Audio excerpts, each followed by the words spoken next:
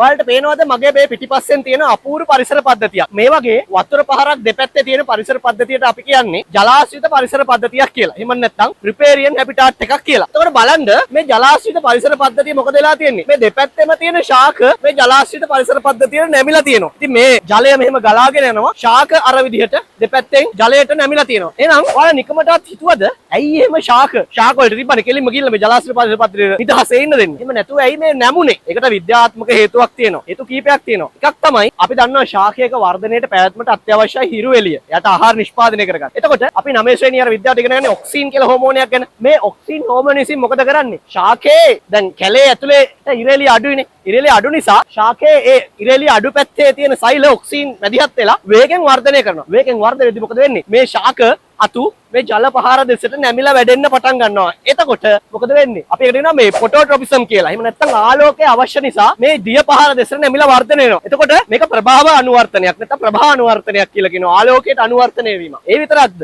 මේකේ මේ කැනපි එක නැත්නම් අපි දන්න මේ වනාන්තරයේ තියෙනනේ මේ වියන් ස්තරය. ওই වියන් ස්තරය නිසා අපිට පේනවා මේ ජලාශ්‍රිත පරිසර පද්ධතියේ මේ තියෙන ශාක පොඩ්ඩක් පහළින්නේ. පහත් ශාකනේ තියෙන්නේ. පහත් කියන්නේ මේ කුලයෙන් පහත් අඩු කුලය කියන එක නෙවෙයි. අර ඉහළ ශාක වලට ටිකක් පහළින් තියෙන ශාක තියෙන. මේවට ආලෝකය අඩු වෙනවා. මේ අඩු ආලෝකය නිසා ආලෝකය ලබා ගන්න තමයි අර කිව්වා වගේ ඔක්සින් මැදිහත් වෙලා මේ ජල පහර දෙසට නැවෙන්නේ. මොකද ජල පහරට ඉහළින් තියෙන අහසෙන් කෙලින්ම සූර්යාලෝකය මේ ශාක වලට ලබා ගන්න පුළුවන්. බලන්න සබහාදාම කොයිතරම් සුන්දරද කියලා. ඒ විතරක් නෙමෙයි මේකේ තවත් දේවල් සිද්ධ වෙනවා. ඔන්න එහෙනම් මං ආවා පොඩ්ඩක් අර ජලාශ්‍රිත පරිසර පද්ධතිය නැත්නම් ජල පහර මැද ඉඳලා ජල පහර ඉවුර දිහාවට. මොකද මේ ඉවුර පෙන්වන්න ඕනි වලට. මොකද වෙලා තියෙන්නේ? මේ ඉවුර සාමාන්‍යයෙන් ස්වභාවිකව වෙච්ච කාදනයක් නේ මෙතන තියෙන්නේ පේනවනේ. එතකොට ස්වභාවිකව මේ ජල පහරවල් ගලාගෙන යද්දි මේ විදිහට ජලය ගලාගෙන යද්දි මේ ඉවුරු කාදන වෙනවා. මේ ඉවුරු කාදනයේදී මොකද වෙන්නේ? මේ මූල පද්ධතිය මේ ගුරුත්වයත් එක්කලා මේ මුලත් එක්කම මේ කාදනය වෙද්දි මේ මුල් ටික නිරාවරණය වෙලා තියෙන දැන් එළියට. මේ මුල් පද්ධතිය තමයි මේ මුල් මේ ඇවිල්ලා තියෙන එළියට. එතකොට ගුරුත්වාකර්ෂණයත් එක්ක මොකද වෙන්නේ? මේ තියෙන ශාක නිකම්ම මේ විදිහට ජලාශ්‍රිත පරිසර පද්ධතියට නැමීමක් සිද්ධ වෙනවා. ඉතින් ඒ විදිහට මේ විශාල ශාකයක් තියෙනවා. මේ ශාකයේ මේ මුල් මේ විදිහට පහළට ගමන් කළා මේ පැත්තට නැමිලා තියෙනවා. ඕම් තවත් හේතුවක් මේ ජලාශ්‍රිත පරිසර පද්ධතියක තියෙන ශාක මේ විදිහට ජල පහර දිහාවට නැමෙන්න. අනිත් ඒ තමයි මේ ජලාශ්‍රිත පරිසරයක තියෙන මේ වගේ මේ ජලය තියෙන නිසා එතන හැදෙනවා ශුද්ධ දේශගුණයක්. එහෙම නැත්නම් මයික්‍රෝ ක්ලයිමේට් එකක්. එහෙම නැත්නම් මේ ප්‍රදේශයට විතරක් අනන්‍ය වෙච්ච වෙනම දේශගුණික තත්වයක් මේ ජල පහර නිසා ඇති වෙනවා. එතකොට මේ ජල පහර අපි දන්නවා වායුගෝලයේ තියෙන ජල වාෂ්ප ප්‍රතිශතයට කියනවා ආර්ද්‍රතාවය කියලා. නැත්නම් හියුමිඩිටි කියලා. ඔය ආර්ද්‍රතාවය වැඩි වුණාට පස්සේ මෙයාලගේ මේ තියෙන ශාක පත්‍ර වලින් සිදුවෙන ජලය අපි කියන උච්ඡේදනය මගින් ජලය එළියට යන එක ගියාට ඒ එළියට යන ජල ප්‍රමාණය පාලනය කරගන්න පුළුවන් මේ ආර්ද්‍රතාවයත් එක්ක. ඒ නිසා මේ ශුද්ධ දේශගුණයේ බලාපොරොත්තු වෙනුත් මේ විදිහට ජලාශ්‍රිත පරිසරයට ශාක නැවෙනවා. ඉතින් මේ විදිහට මේ ජලාශ්‍රිත පරිසර පද්ධතිය තියෙද්දි පොඩ්ඩක් මෙහාට ගියොත් වෙන්නේ තව හොඳට.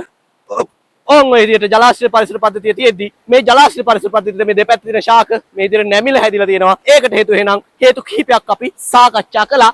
ඒ වගේම තමයි අපි වීඩියෝ කිහිපයකම කලිනුත් ඉගෙනගෙන තියෙනවා මේ ජලාශ්‍රිත පරිසර පද්ධතිය කියන්නේ ශාක ප්‍රචාරණය කරන්න හොඳම මාධ්‍යයක්. මොකද මෙයාලගේ හැදෙන ඵල වලින් වැටෙන බීජ සියල්ලම වැටෙන්නේ මේ ජලයට. ජලයට වැටෙන්නට පස්සේ පහළට ගහන් ගිහිල්ලා ආන් අර වගේ සුදුසු ඉවුරක් බලලා යාලට පැලවෙන්න ඉදිරියට යන්න යාලගේ පැවැත්ම තහවුරු කරගන්න හොඳම අස්වැසිල්ලක් හේතුවක් බාටපත් වෙන නිසා ජලාශ්‍රිත පරිසර පද්ධතිය කියන්නේ පුතේ වෙනම ලෝකයක්, වෙනම ජීවයෙන් පිරුණු තැනක්. ඒකයි මම හැමදාම කියන්නේ මේ ගම් ඉවුරු, මේ ඔය ඉවුරු හුස්ම ගන්නවා කියලා, මේවට හුස්ම වැටෙනවා කියලා, මේ ඔය ඉවුරු වලට පණ තියෙනවා කියලා. ඉවුරු වල විතරක් නෙමේ වලට බැලුවොත් පේනවා ඇති මේ ශාක මතත් ඉතාමත් ජීවී පරිසර පද්ධතියක් තමයි. ඉතාමත් ජීවී පරිසර පද්ධතියක් තමයි මේ නම් මෙයාගේ වායව මුල්.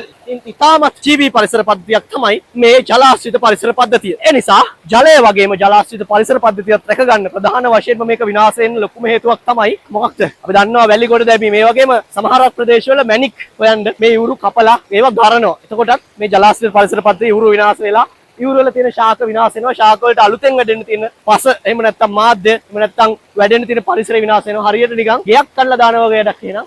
මේ ගම් ඉවුරක්, මේ ඇල ඉවුරක්, ඔය ඉවුරක් විනාශ කරනවා කියන්නේ. ඒ නිසා ජලාශ්‍රිත පරිසරය රැක ගන්න නම් මේ ඉවුරුයි රැක ගන්න ඕනි. ඉවුරු වල ආරක්ෂාව ගැන බලන්න ඕනි. ඉවුරු අනාරක්ෂිත කරන දේවල් නොකර බොහොම ආදරෙන් දෙමාපියෝ සමහරට වහන එකක් නෑ මගේ දෝ පුතේ. හැබැයි ඔයාලා ලොකු වෙච්ච දවසක බොහොම ආදරෙන් මේ පරිසරය ඉතුරු වෙලා තිබුණොත් ආරක්ෂා කරගන්න. නැත්නම් ඉතුරු කරගමු අපි දෙමාපියෝ විදිහට වැඩිහිටියෝ විදිහට පුංචි දුවා දරුවන් මේ පරිසර පද්ධතිය ඉතුරු කරමු. එහෙනම් අපි ගියා. බයි.